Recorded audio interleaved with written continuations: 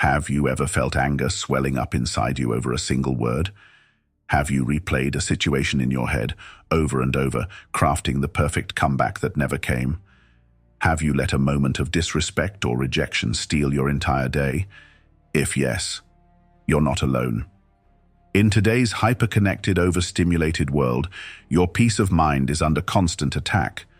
One passive-aggressive comment from a colleague, one rude driver on the road, one cold reply from someone you love.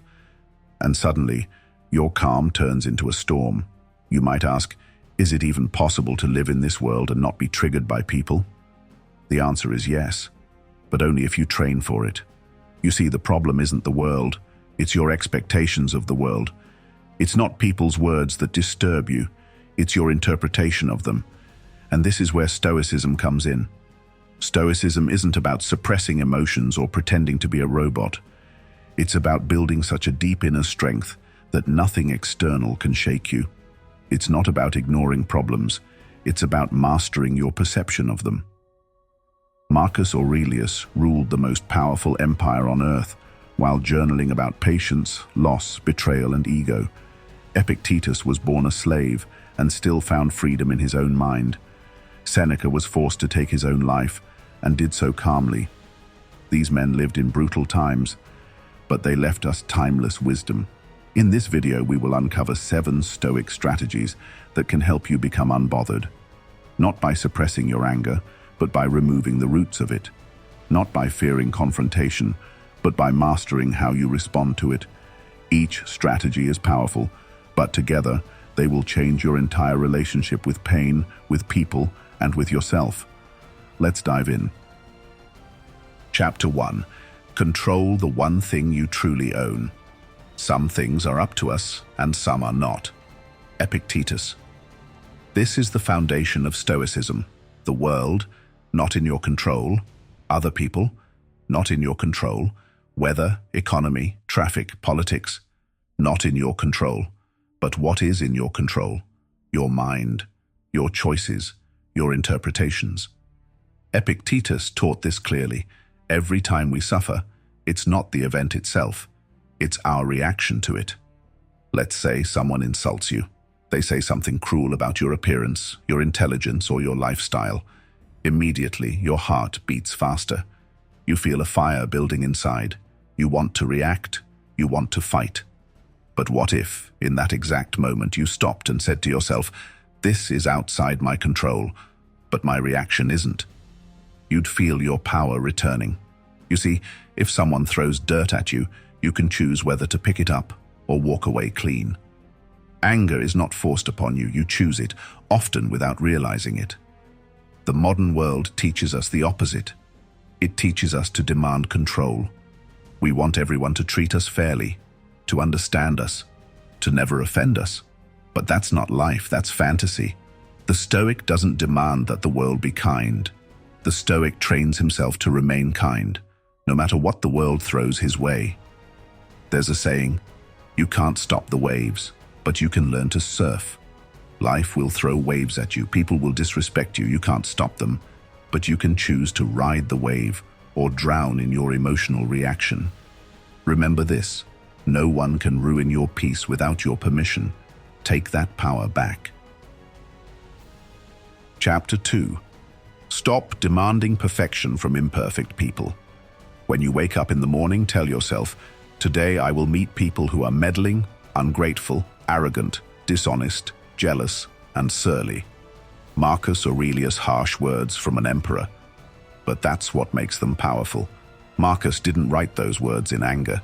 He wrote them to prepare his mind, to practice mental armor. Most of our anger comes from this silent expectation. People should behave better. But should they? Look around. Most people are stressed, distracted, insecure, wounded, or unaware. They act out of fear, out of habit, out of ignorance. So why are you shocked when a flawed human behaves in a flawed way? You don't get angry at a storm for being windy. You don't yell at a fire for being hot. Why get angry at a human for being human? This doesn't mean you become passive. It means you become wise. If someone lies to you, you don't have to trust them again. But you also don't need to boil in rage for days. If someone cuts you off in traffic, you don't have to chase them down. You just smile and say, "There's my test for today." This mindset doesn't make you weaker, it makes you bulletproof. When you let go of unrealistic expectations, people lose their power over you. You no longer expect your boss to praise you. You no longer expect your friend to always understand you. You no longer expect strangers to treat you with perfect kindness. And so, when they fail to meet your standards, you're not crushed. You're prepared. Stoicism isn't about having low standards. It's about placing those standards where they belong, on yourself. Let the world be messy. Let people be flawed. Let things fall apart. And in the middle of all of it, stand strong. Chapter 3. Your reaction is your responsibility. If you are distressed by anything external, the pain is not due to the thing itself, but to your estimate of it. And this you have the power to revoke at any moment. Marcus Aurelius. Let's be brutally honest. Most of our emotional suffering isn't caused by what happens. It's caused by how we choose to interpret it. You didn't get angry because your colleague disagreed with you. You got angry because you saw it as disrespect. You weren't hurt because your partner forgot to call. You were hurt because you labeled it as rejection. You weren't enraged because of traffic. You were enraged because you expected the road to be clear. Here's the truth most people avoid. Your emotions are your responsibility. Always. No one else is in your mind. No one else can press the anger button inside you unless you give them the password. That's why the Stoic trains himself to observe the emotion before it takes over. Let's say someone rolls their eyes at you in a meeting. Your body tenses. You feel the urge to defend, to lash out, to correct them. But what if you paused? What if you thought, "That gesture says more about them than about me"? That one shift in perspective transforms irritation into clarity. You don't need to react. You don't need to win. You don't need to respond to every jab thrown your way. You need to protect your peace. There's power in non-reaction. Not because you're weak, but because you're so strong that you don't let others decide how you feel. And here's something even deeper. You can practice this every single day.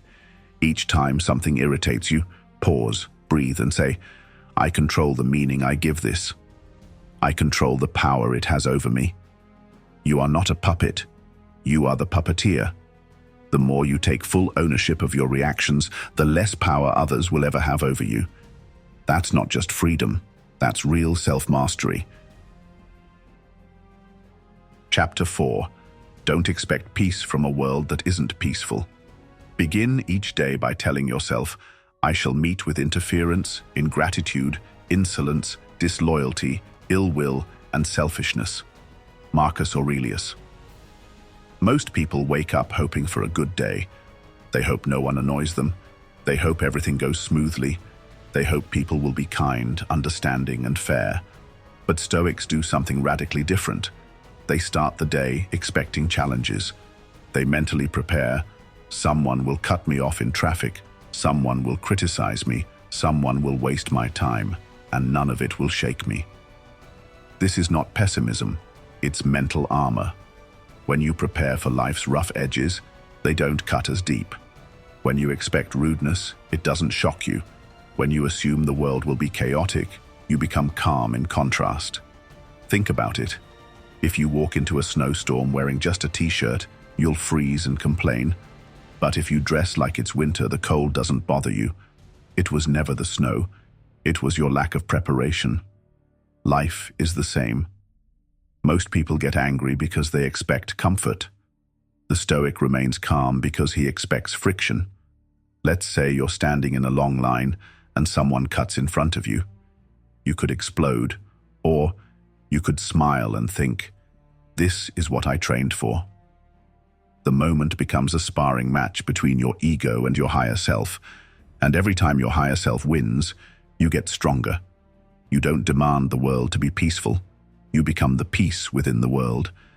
And eventually, you'll notice something strange. The more mentally prepared you are for rudeness and discomfort, the less they show up. Why? Because your energy no longer invites drama.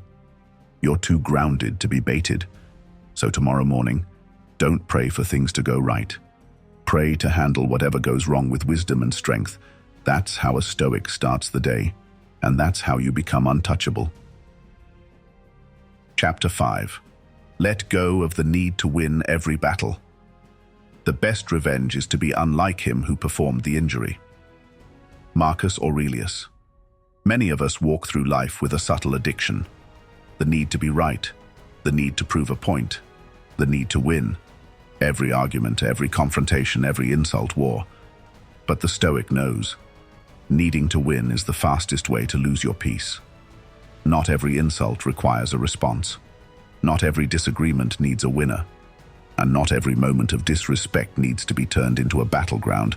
When someone attacks you verbally, the reactive mind wants to strike back. The ego screams, "Don't let them get away with it." But the Stoic whispers, "Let them burn out on their own fire." Let's take a real-world example. Imagine you're in a heated debate at work. A co-worker makes a passive-aggressive comment in front of others. You know you could destroy them with a clever comeback. You know the room would laugh. But you also know this. Winning the room often means losing your soul. So you stay silent. Or you respond with, "Let's focus on the solution instead." You don't react emotionally. You don't let them rent space in your mind. And just like that, you've turned a confrontation into an opportunity for mastery. Here's the truth. The one who needs to win is still a slave to others. The one who lets go of that need becomes free.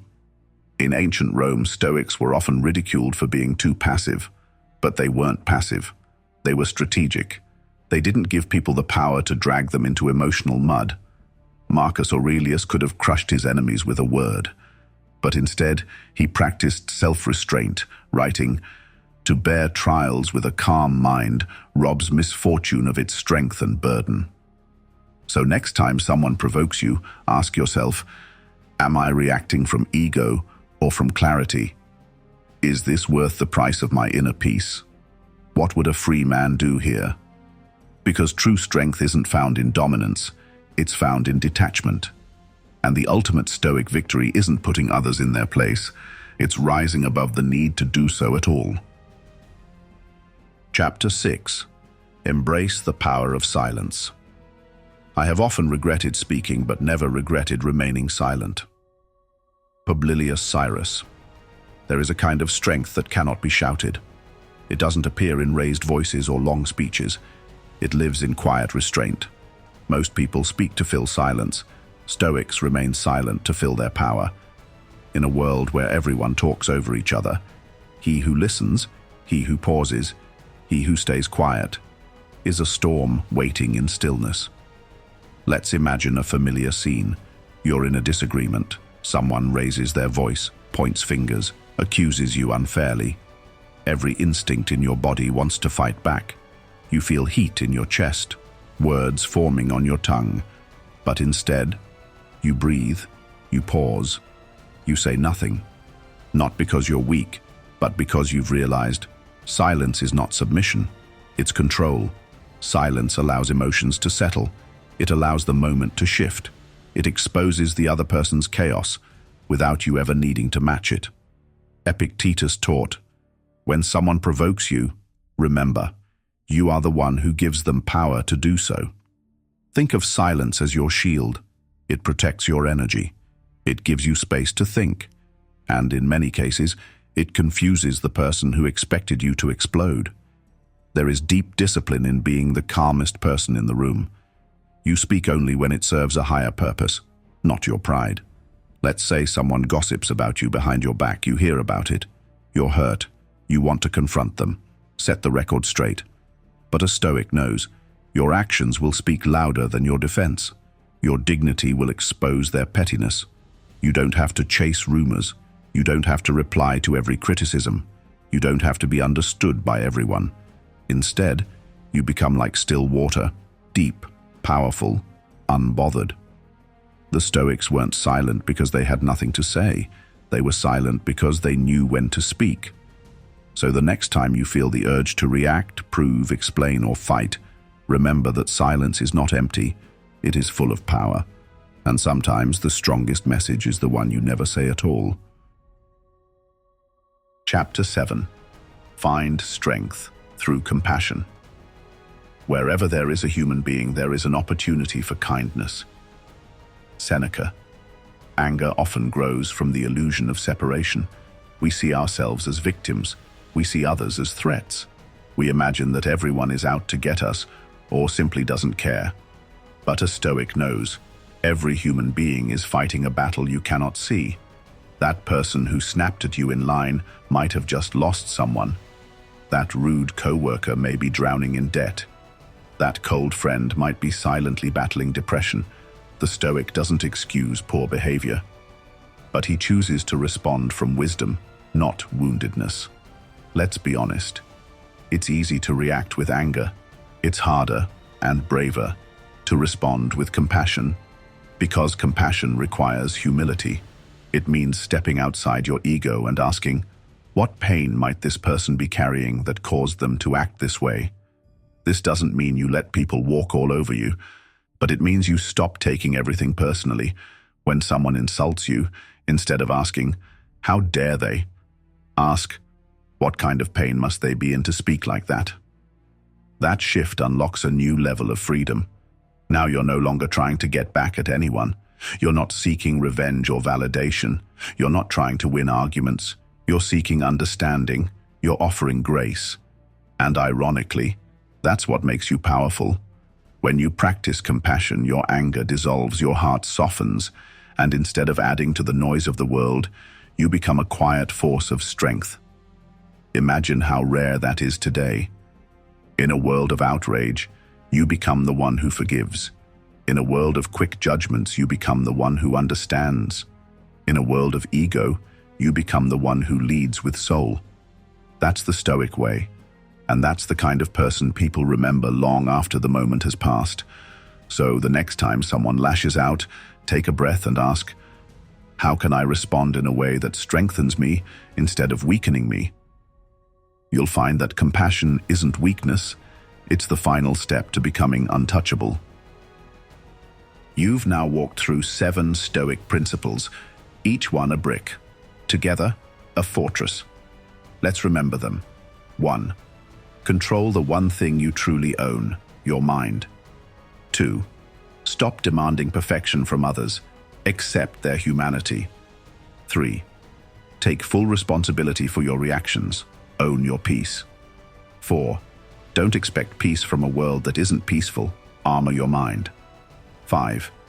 Let go of the need to win every battle. Win yourself instead. 6. Embrace the power of silence. Let it speak louder than your ego. 7. Find strength through compassion, because understanding disarms anger. These are not just ideas to admire. They are practices, tools, weapons, not for fighting others, but for mastering yourself. Because at the end of the day, Stoicism isn't about pretending you don't feel. It's about knowing what to do with what you feel. You'll still be challenged. People will still insult you, misunderstand you, disappoint you. But now, you will be prepared. You won't be the leaf blown by every wind of opinion. You'll be the rooted tree, grounded, present, unbothered. That is the Stoic advantage. And you can start living it today. If this video helped you, imagine what your life could become by fully embracing this path. On this channel, we don't just talk about ancient wisdom, we live it. We turn philosophy into power, into calm, into quiet strength. And if you become a subscriber, you'll get access to exclusive deep dive content, priority when new Stoic tools and books are released, bonus videos and reflections for members only, a supportive community of modern Stoics who walk the same path. So if you're tired of overreacting, if you're ready to build emotional strength that no one can shake, if you want a calmer, stronger, more focused version of yourself, click subscribe now. Turn on notifications and check out the next video where we go even deeper into the art of Stoic living. Your journey to self-mastery starts with a single decision: to become stronger within, not louder outside. Welcome to Be Stoic. See you in the next video.